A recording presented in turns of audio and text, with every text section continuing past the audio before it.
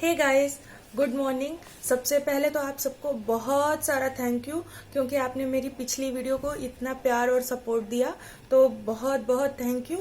और जैसा कि कल मैंने आपको अपने जब आरआरबी पीओ के मार्क्स दिखाए थे, तो आप में से बहुत लोगों ने मुझे डीएम करे थे कि मैम आपने कैसे प्रिपरेशन करी और आपने क्या सोर्सेज यूज करे थे। तो आज मैं आपके साथ शेयर करती हूँ। सबसे पहले मैं आपको ये बताऊंगी कि आज मैंने कि अपने पेपर अटेम्प्ट कैसे मैंने किया था उस दिन, क्योंकि जो आरआरबी पीओ का इस बार का पेपर था वो हर बार की तरह नहीं था। जैसे जो हिंदी का पेपर था वो काफी टफ था, जीए काफी अलग थी और टफ भी थी, और कंप्यूटर भी हर बार की तरह नहीं थी। मैथ और रीजनिंग जो कि थोड़ा टफ रहा करते थे हर साल, वो इस बार इजी थे इन कंपैरिजन। तो ये 5 सेक्शन थे, जिसमें से मैथ और रीजनिंग जो था वो 1.25 के मार्क्स के हुआ करते थे, यानी ये टोटल 50 मार्क्स का मैथ था, 50 मार्क्स के रीजनिंग थी। कंप्यूटर जो था वो 20 मार्क्स का था, जीए वो 40 मार्क्स का था, और हिंदी 40 मार्क्स की थी। हिंदी या इंग्लिश आप कुछ भी ऑप्ट कर सकते थे। सिंस मैंने हिंदी ऑप्ट की थी और मेरे 32 मार्क्स आए थे, तो सबसे पहले शुरू करते हैं कि मैंने ये पेपर अटेम्प्ट कैसे किया था। तो जब मैं पेपर में गई तो मुझे इतना पता था, मैं एसटी जब देती थी तो मैं हमेशा पहले हिंदी ही ऑप्ट करती थी, क्योंकि हिंदी मेरी मैं ऐसा मानती हूँ कि मेरी हिंदी अच्छी है, मतलब मैं लैंग्वेज में अच्छी हूँ और मैं ज्यादा टाइम मतलब उसको जल्दी कर पाती थी। मैं 20 मिनट में मैं एसटी में अपनी पूरी 40 क्वेश्चन कर लेती थी और मेरे करीबन 37-38 नंबर आते थे। फिर जब मैं एग्जाम में गई, एग्जाम की जो हिंदी थी वो काफी अलग थी। अलग मतलब जो लेवल मैं एसटी में देती थी उससे ऊपर थी, काफी ऊपर थी, उस हिंदी का लेवल काफी ऊपर था। तो मैंने क्या किया, मैंने सबसे पहले पेपर में अपने हिंदी ऑप्ट की थी। कैसे ऑप्ट की थी अब मैं आपको वो बताती हूँ। जैसे 40 मार्क्स थे, 40 मार्क्स की थी, मैंने शुरू किया पहले क्वेश्चन से। पहला पैसेज था, मैंने उसको स्किप कर दिया क्योंकि वो थोड़ा मुझे शुरुआत में पैसेज करना हैवी लग रहा था। मैं गई उस चीज पे जो सबसे इजी था उस पेपर में, जो कि था सेंटेंस रीअरेंजमेंट। क ख ग घ ऐसे करके 4 पार्ट दिए हुए थे और उनको मिला के एक पूरा सेंटेंस बनाना था। मतलब वो छोटे छोटे सेंटेंस के टुकड़े दिए हुए थे, उनको मिला के एक सही क्रम में अरेंज करना था। तो मैंने पहले वो क्वेश्चन किया। इसके बाद मैं आगे गई, मैंने 1 वर्ड फिलर्स करे काफी। और जब मतलब मैंने एक गो में अपना पूरा पेपर किया था, तो मैंने 40 में से सिर्फ और सिर्फ 14 क्वेश्चन अटेम्प्ट किए थे। ये वो 14 क्वेश्चन थे जिनको मैंने बिना सोचे एक बार में कर दिया था।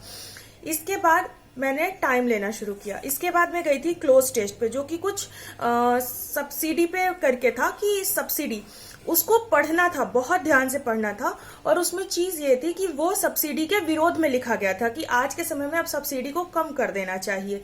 तो यही चीज थी। उस पैसेज को मैंने, उस क्लोज टेस्ट के पैसेज जो दिया गया था पैरा, उसको मैंने 2-3 बार पढ़ा, 2-3 बार पढ़ा।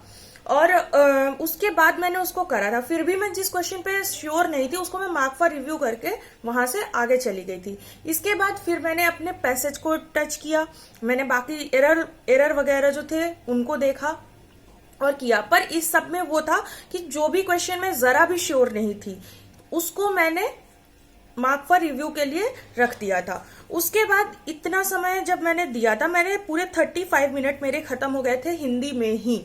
इसके बाद मैं गई जीए पे।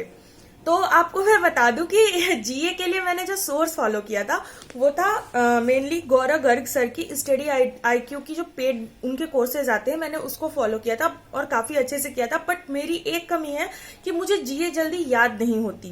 तो जब भी कुछ सेलेक्टिव क्वेश्चंस आते हैं ना, जैसे ये जो पेपर था इसमें थोड़े सेलेक्टिव क्वेश्चंस आए थे, तो मुझे वो था कि मुझे ज्यादा नहीं करने हैं, मुझे इतने करने हैं कि मैं गलतियां बहुत कम करूं। तो मैंने क्या किया कि मैंने पढ़ना शुरू किया क्वेश्चन को। मैंने बहुत सारे क्वेश्चन इसमें भी मार्क फॉर रिव्यू के लिए छोड़े थे। तो अभी मैंने जब इसको अटेम्प्ट किया था, मैंने कुछ 25-25 क्वेश्चन अटेम्प्ट किए थे और फिर मैं अपने चली गई थी 3rd सेक्शन पे। उस समय पे मेरे पास बचे थे सिर्फ और सिर्फ 65 मिनट्स। मतलब आप समझिए मेरे पास 3 सेक्शन बचे थे, मैथ, रीजनिंग और कंप्यूटर, और मेरे पास सिर्फ और सिर्फ 65 मिनट्स थे। तो उस समय पे मुझे थोड़ी घबराहट हो रही थी कि अब मैं कैसे करूंगी। बट मैंने थोड़ा खुद को कंट्रोल किया कि नहीं, मैं कर लूंगी, मैं कर सकती हूँ। मैंने खुद को विश्वास दिलाया। सबसे बड़ी चीज एग्जाम में ये होती है कि आपको आपके ऊपर पहले विश्वास होना चाहिए कि हाँ आप कर लोगे, आपको खुद को कंट्रोल में रखना है।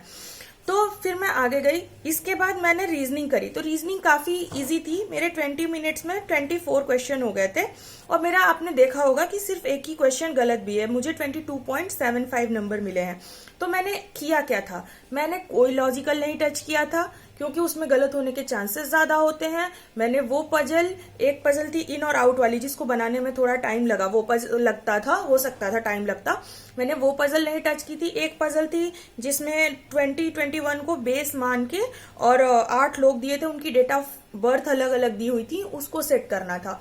वो पजल भी मैंने नहीं टच की थी, क्योंकि उसमें कई सारे पॉइंट होते हैं कि आपको पहले 2021 के बेसिस पे उनकी एज निकालनी है, उनका कुछ प्लस माइनस ये करके दिया होता है रिलेशन, तो इसलिए मैंने उसको भी नहीं टच किया था। मैंने सिंपल सिंपल जो पजल थी वो की थी, डायरेक्शन किया था, एक ब्लड रिलेशन था मैंने वो किया था, और इसके अलावा मैंने डाटा सफिशिएंसी की थी और इनइक्वालिटी की थी, और एक 1 मार्क क्वेश्चन किए थे।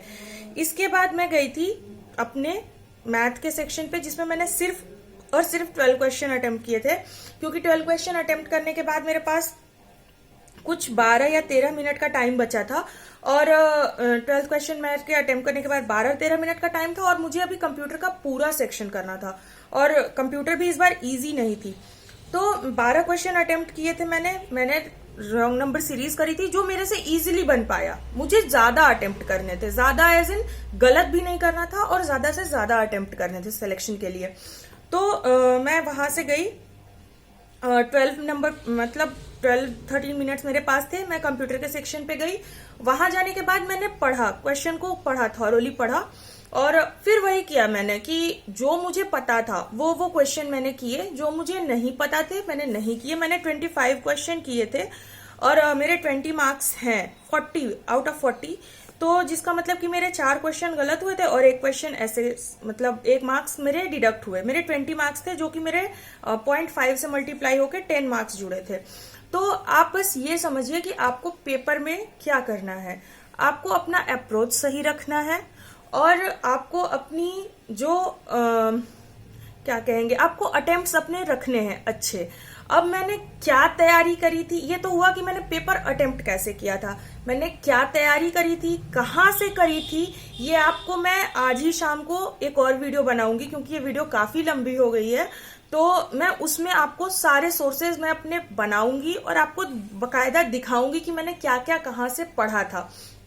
तो with this guys, thank you. इस वीडियो को भी लाइक करिए, अपना प्यार दीजिए, सब्सक्राइब करिए चैनल को, वीडियो को आगे शेयर करिए, और love and peace from me to you. Thank you.